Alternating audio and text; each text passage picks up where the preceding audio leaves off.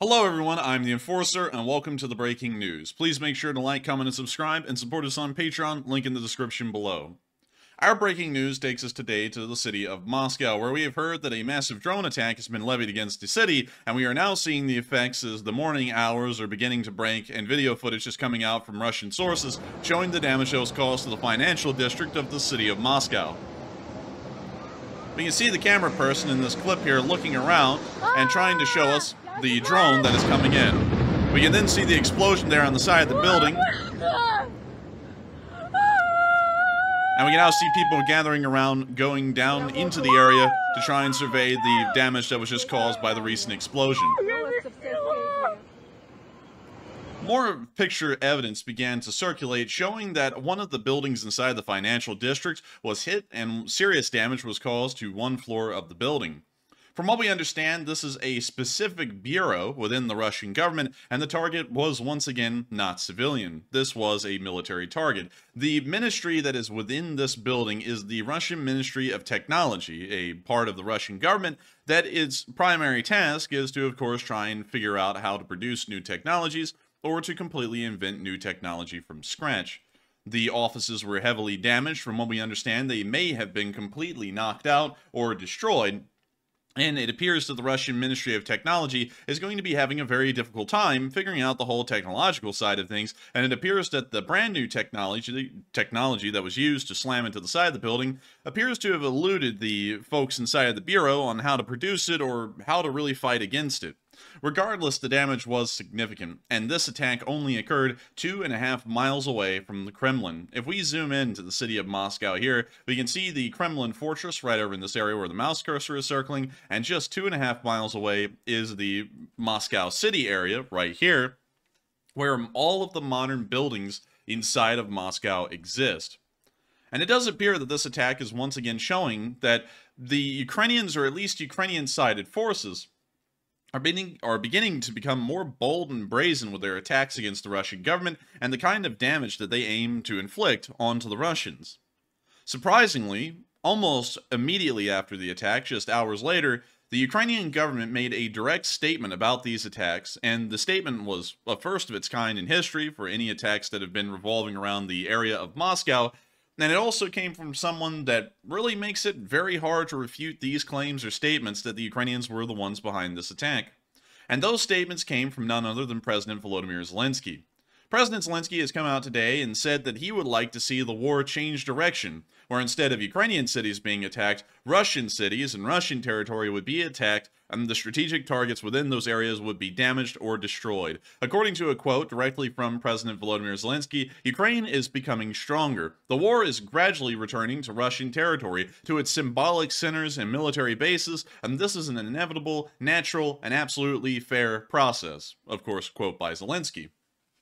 It appears that this drone attack on the Ministry of Technology inside of Russia was the Ukrainians' attempt to start turning that war in that direction that Zelensky just came out and said today. And the Ukrainian government appears to not be shying away whatsoever from saying that that attack was directly created through Ukrainian actions from the Ukrainian government.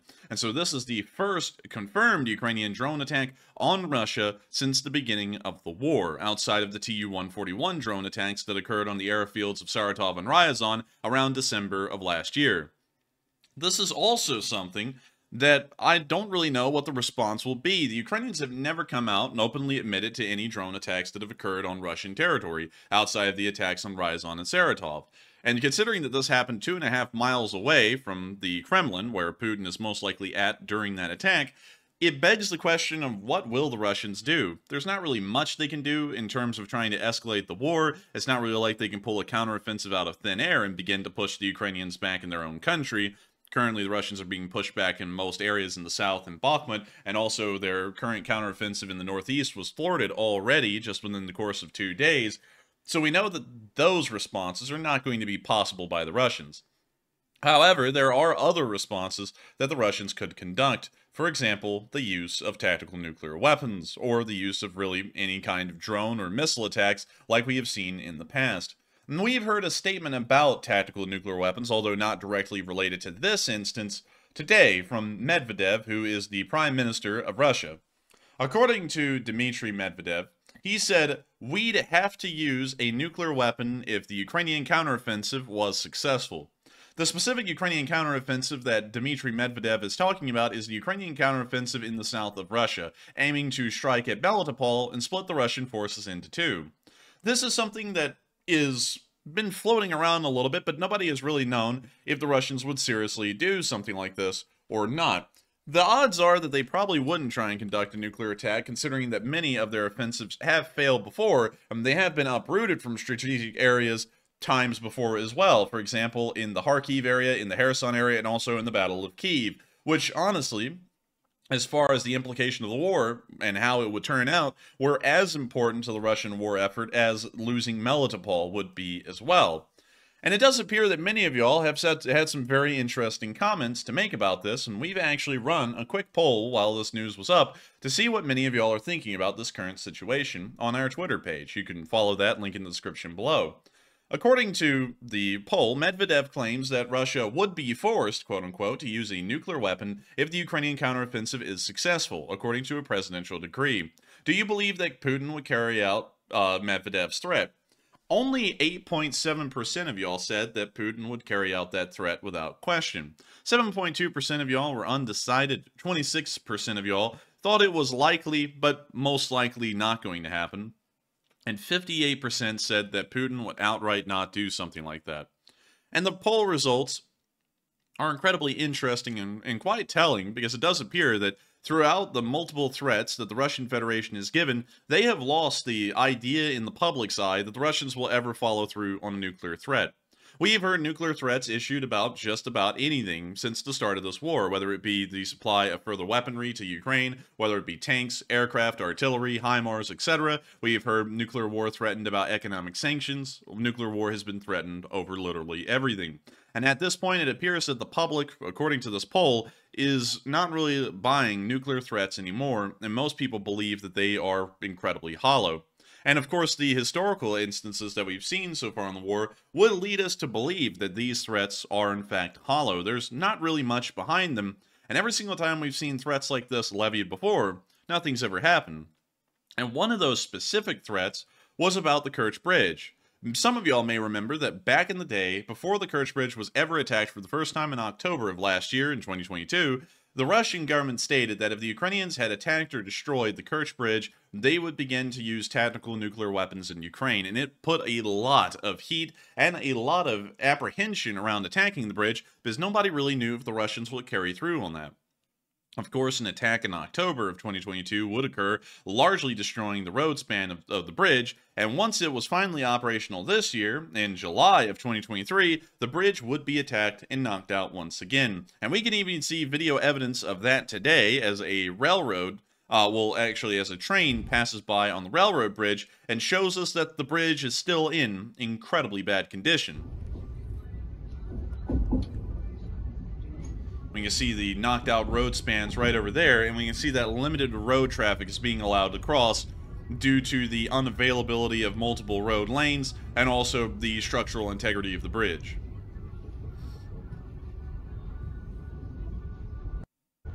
But that's the end of the clip. The clip then repeats, and we can see that the nuclear threat, as far as Medvedev or even the Russian government as a whole went, was completely idle there. An attack has happened twice, causing serious damage and largely knocking out the road span of the bridge both times, and yet we've never seen the Russians deploy tactical nuclear weapons into Ukraine or onto Ukraine as a response to those attacks, leading us to believe that attacks like those stated by the Russians will most likely just not happen. It's most likely just never going to become a reality. It's never has been. That's, of course, sitting proof right there that their nuclear threats are idle, because there was a nuclear threat related to the destruction of the Kerch Bridge, and then we never saw that follow through. And so, we're now going to be moving on up into Kiev, because of course, the Ukrainians are not really big fans of the Russians, and haven't really been a big fan of the Russians historically, as the Russians have always oppressed Ukrainians, and have ended up committing genocides against them in the past. For example, the Holodomor, which was a state-sponsored famine created by the Soviet Union, directed at the Ukrainian public. It appears that the Ukrainians are once again trying to make sure that they wipe all existence of Russia and their control of Ukraine from public view. One of these is the statue of the motherland, or the symbol of the monument motherland in the city of Kiev. This is a massive statue, somewhat similar to the United States Statue of Liberty, that sits in the middle of the city of Kiev, and on it is emblazoned the symbol of the USSR, or the United Soviet Socialist Republics, or the CCCP, whatever you would like to call it. It was largely controlled by the Russians, the modern-day Russian Federation during its time, which was called the Russian Federal Soviet Republic, the RFSR, and during that time, Ukraine was a part of the Soviet Union. They were poorly treated, their language was attempted to be exterminated. This is one of those carryovers from a time that the Russians actually controlled and subjugated the Ukrainian people.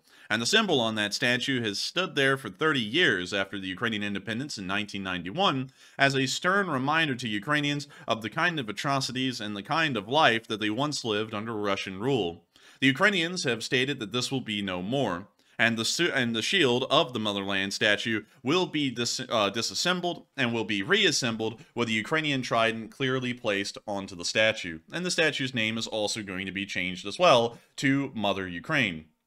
We can see here in these pictures the beginning work of taking off the Soviet symbology from the crest, and they will then begin to replace that Soviet symbology with a Ukrainian trident in the exact same location, and they will also fill in the area that was left over from the removed wreath and sickle and hammer that was once on the statue. This is, of course, once again, a continuation of the animosity that the Russians have put into the Ukrainians' minds after decades of rule over Ukraine. And it does appear that the Ukrainians will be ensuring that there will be no Russian control of Ukrainians or any reminder of Russian control over Ukrainians for the foreseeable future, most likely the next several decades or maybe even the next several centuries. This may be a history-defining time where we see that the Ukrainians and Ukrainian culture completely separates itself from the Russian world entirely, considering that the Russians have largely kept Ukraine and Ukrainian culture within their sphere for around the last 200 years. Moving on to the city of Sumi, we also saw something fairly interesting today, that somebody last year was able to get a T-80U main battle tank, we can see the T-80U right here, and put it under a tarp and kept it at their house for an entire year. It turns out that the tank was involved in a case of war crimes by the Russians, and it was also used to shell a hospital. And so now the prosecutor's office is transferring the tank to the armed forces of Ukraine so that way they can use it in the war effort. Regardless, it's a little bizarre to think that a T-80U main battle tank was in private ownership for an entire year, and nobody really came around to collect the tank. It was just kind of here, and it is, from what we can understand, somewhat operational, and will require a limited refit to be able to put into frontline combat service. But that was just a really weird thing, kind of an interesting way to end out some of this news that we're covering right here, because I've never seen anything like that before, and I don't think I've ever heard of anyone in Ukraine just having around a main battle tank sitting inside of their front yard. But apparently there was one in Sumi this entire time, and nobody really knew, and nobody really cared up until today. But it is great to hear that that T-80U will be transferred to the Ukrainian army, and hopefully put to good use against the Russians that brought that tank there. But with that, that is all of the news we have today. I thank every single one of y'all so much once again for watching. If y'all did enjoy, please make sure to like, comment, and subscribe, and also support us on Patreon. The link is in the description below. That helps our video projects to keep going, and you can also find that link in the comment section. It's pinned down there. Of course, we'll be continuing to run these every single day, and I thank you all so much for watching this one, and I hope to see you all tonight for the Sunday night fundraiser. We'll be running at 10 p.m. Eastern Time, where we help out a nonprofit that has been helping to save the lives of people in Ukraine. Thank you all so much once again for watching, and I will see you all in the next one.